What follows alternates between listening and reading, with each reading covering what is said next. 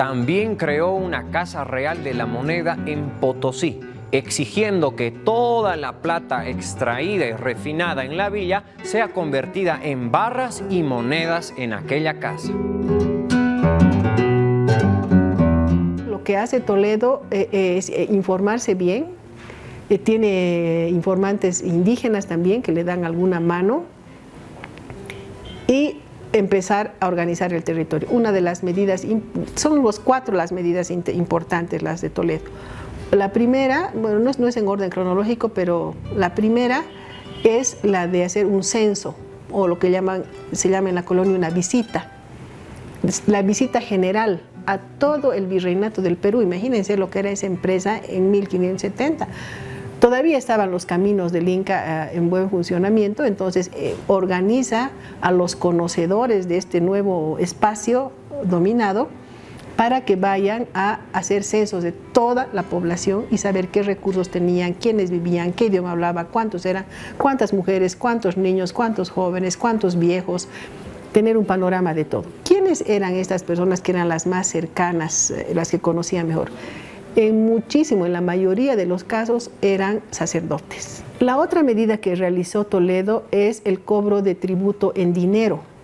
Hasta entonces a los encomenderos se les pagaba en especies, los urus en pescado, los que tenían ganado pagaban en lana o en tejidos, otros en maíz, de acuerdo a sus recursos daban en especies. Entonces lo que logra Toledo es establecer un tributo en dinero y se diferencia a los originarios, que eran los que tenían más tierras, de los otros indígenas que tenían menos acceso de tierras.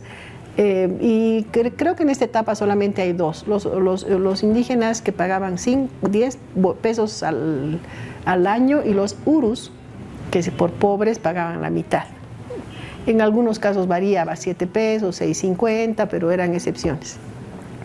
Entonces, el tributo, ¿cuál es el efecto del tributo que cobra Toledo en dinero? Era obligar a la población a entrar a un sistema de mercado. Va a cambiar la economía totalmente y obliga a que los indígenas, en lugar de dar su tributo en tejidos, pasen por un mercado, vendan sus productos y transformen en moneda lo que tienen que pagar. La otra medida de Toledo fueron las reducciones, es decir, juntar a la población en centros urbanos, pueblos de reducción que había marcado la corona. Hubo resistencia a esto, porque estaba la población indígena acostumbrada a vivir dispersamente. Era una estrategia de sobrevivencia por muchos motivos, porque era un territorio árido, porque así había menos problemas de epidemia. A diferencia de la sociedad mexicana, que tenía grandes ciudades como Tenochtitlán, como Teotihuacán en tiempos prehispánicos, la sociedad andina excepcionalmente cuenta con Tiahuanacu o el Cusco. En la costa es un poco diferente, pero en el altiplano era excepcional. Entonces, juntarlos en pueblos de reducción fue quizás el problema que causó mayores problemas a la corona, porque los juntaban en el pueblo y se volvían a ir, se juntaban en el pueblo y se volvían a ir. Pero con el tiempo estos pueblos cobraron un poder simbólico muy importante como centros del poder colonial al cual se adscribieron las poblaciones indígenas o las autoridades indígenas. Hoy en día estas fiestas patronales que vemos que bailan en cada uno de los pueblos todo el año en Bolivia tienen sus raíces en estos pueblos de reducción que fueron repensados, reasumidos por la población y aunque se iban al área rural, volvían en los momentos de fiesta para darles vida a este pueblo. Finalmente, Toledo resolvió la cuestión de mano de obra para los mineros. Decidió recurrir al sistema de trabajo forzado precolombino llamado mita. Entre la década de los 70 del siglo XVI y la de los 50 del siglo XVII, la producción se elevó y el famoso auge de Potosí prosiguió, alcanzando la producción de plata niveles extraordinarios. Toledo favoreció toda una nueva ola de poblamientos españoles. La más importante fue la villa de Cochabamba, fundada en 1572. También fundó la villa de Tarija en 1574. En 1559 se creó la audiencia independiente en la villa de Chuquisaca. La audiencia de Charcas fue una de las pocas creadas en el Nuevo Mundo con autoridad judicial y poder ejecutivo.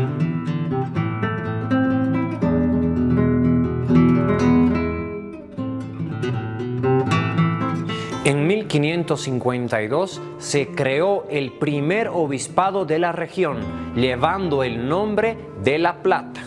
Tuvo su sede en la villa de Chuquisaca, donde al cabo de una década también se instaló la Real Audiencia.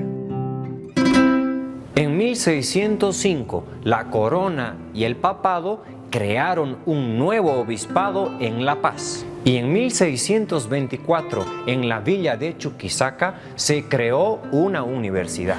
Unas 6 poblaciones principales de españoles, Chuquisaca, La Paz, Cochabamba, Santa Cruz, Potosí y Tarija, estaban ubicadas estratégicamente para controlar las zonas ecológicas y económicas. Entre 1570 y 1650, Potosí produjo más de la mitad de la plata del Nuevo Mundo.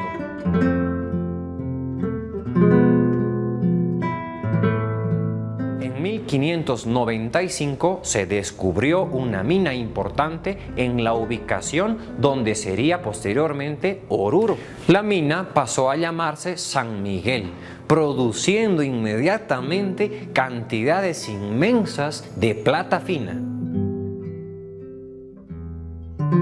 Sin concesiones reales para la mitad, los mineros orureños tuvieron que sostenerse de la mano de obra libre asalariada.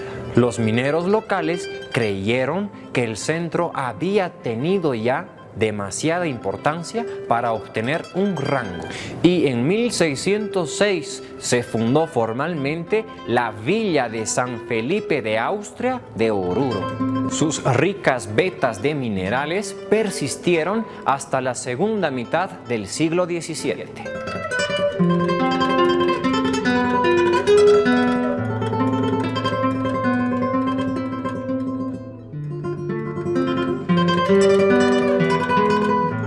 Oruro se hizo famoso como un lugar que gustaba de la independencia política, lo que llevaría en el siglo XVIII a varias rebeliones anticoloniales.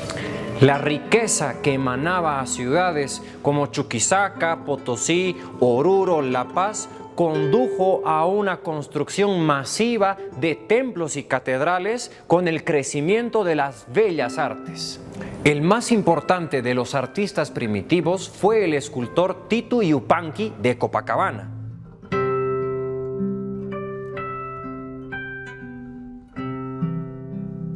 Formado por europeos en varias ciudades de Charcas, Yupanqui se hizo famoso por el estilo original que tenía y por la importante escultura y construcción de una virgen en la ciudad natal de Copacabana.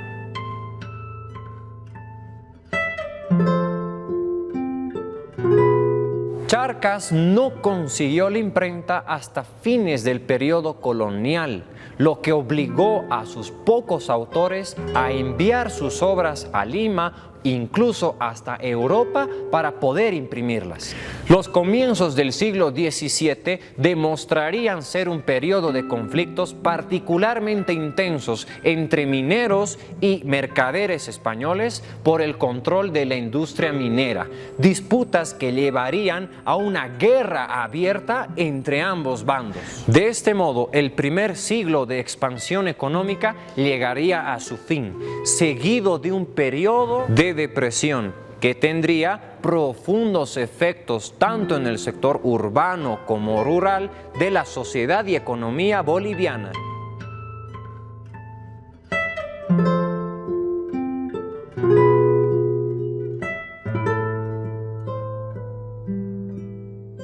Hasta aquí llegamos con el programa de hoy.